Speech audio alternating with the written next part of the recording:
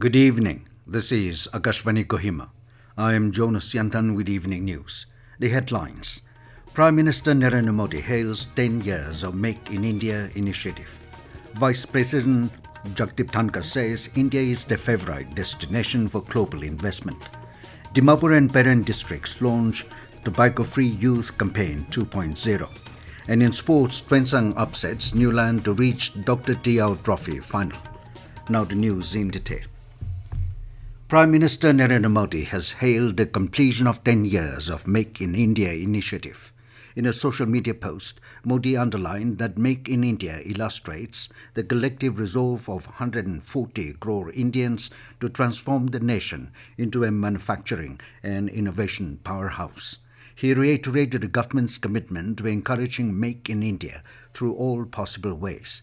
Modi said that it is noteworthy how exports have risen in various sectors, capacities have been built, and thus the economy has been strengthened. He complimented all those who are tirelessly working to make this movement a success over the last decade. He added that India's strides in reforms will continue, and together we will build an Atmanirbhar and Viksit Bharat. Vice President Jagdeep Dhankhar has said that India is now one of the most buoyant economies in the world and a favorite destination for global investment. Addressing the second edition of the Uttar Pradesh International Trade Show 2024 in Greater Noida today, Dhankhar highlighted that India is near a $4 trillion economy and has 8% growth prospects for decades to come. He pointed to the 12 new industrial zones taking shape under Prime Minister Modi's leadership, which will boost manufacturing and position India to capitalize on emerging technologies like AI, electric mobility, and semiconductors. National Tobacco Control Program Dimapur launched a 60-day Tobacco-Free Youth Campaign 2.0 at the DC's conference hall yesterday. The program, which is an initiative of the Ministry of Health and Family Welfare, was launched by Dimapur Deputy Commissioner Dr. Tino Jongshi Chang. During the program, the DC felicitated 5 schools: Government Middle School Pai Bichang, Government High School Sarbura, Government Primary School Girha, Niuland Memorial High School, and Christian Mission School with Tobacco-Free School Certificate for adopting Tobacco-Free Educational Institution Guidelines of NTCP. Delivering the keynote address at the program, District Nodal Officer NTCP Dimapur, Dr. Moore N. Jamir said the campaign focuses on escalating public awareness on harmful effects of tobacco, enhancing compliance with Tobacco Products Act, and promoting tobacco-free villages. In Peren, the District Tobacco Control Cell, in collaboration with Jalukhi Police Station, District Enforcement Force, and United Writers Motorcycle Club, organized the launching program of Tobacco-Free Youth Campaign 2.0 at Jalukhi yesterday. Speaking at the event, Medical Superintendent, District Hospital Peren, Dr. Niritono Zetsovi, said tobacco is the leading cause of cancer and one cannot live in denial and ignorance any longer.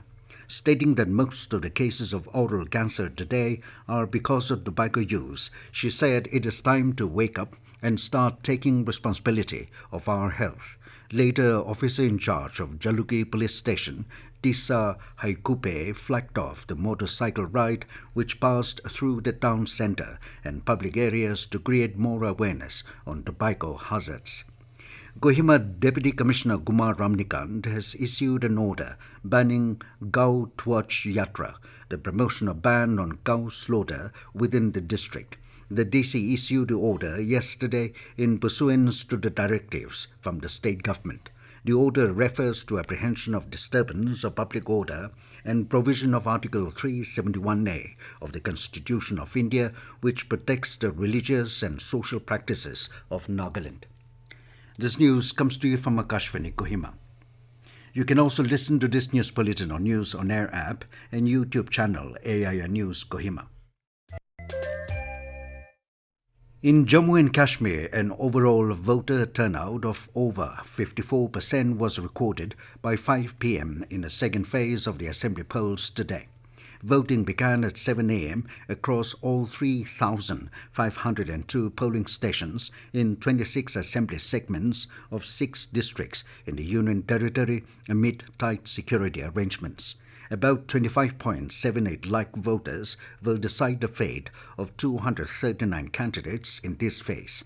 The Election Commission has made elaborate arrangements to ensure free, fair, and smooth polling. Meanwhile, a high-level delegation of senior diplomats from 15 countries are visiting Kashmir to witness the ongoing assembly elections. The delegation comprises diplomats from the US, Mexico, Guyana, South Korea, Somalia, Panama, Singapore, Nigeria, Spain, South Africa, Norway, Tanzania, Rwanda, Algeria, and the Philippines.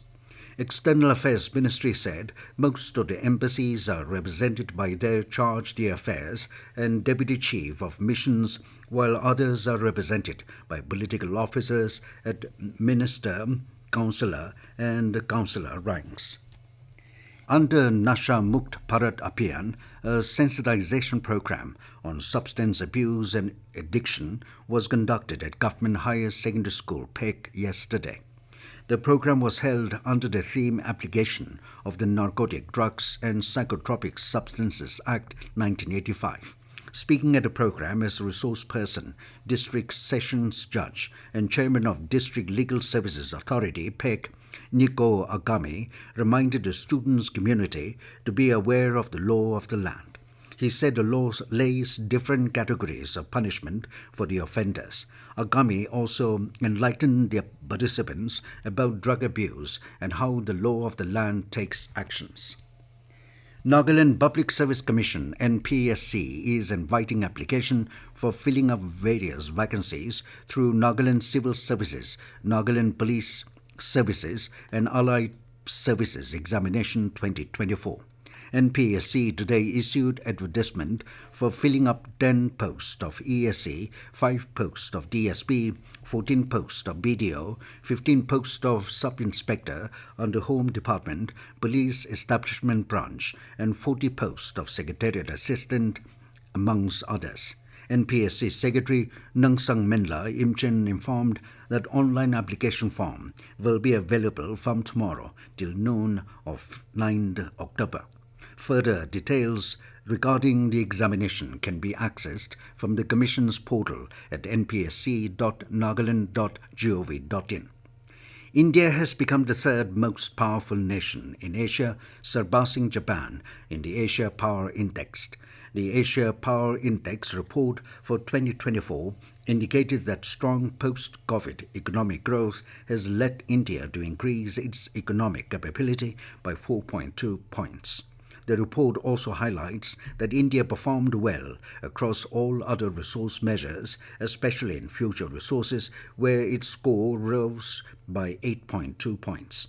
This growth suggests that India's youthful population may deliver a demographic dividend in the decades to come, unlike many other countries in Asia. India's diplomatic influence has also risen in the Asia Power Index. In 2023, India increased its tempo of diplomatic activity, participating in the sixth highest number of dialogues with countries included in the Asia Power Index.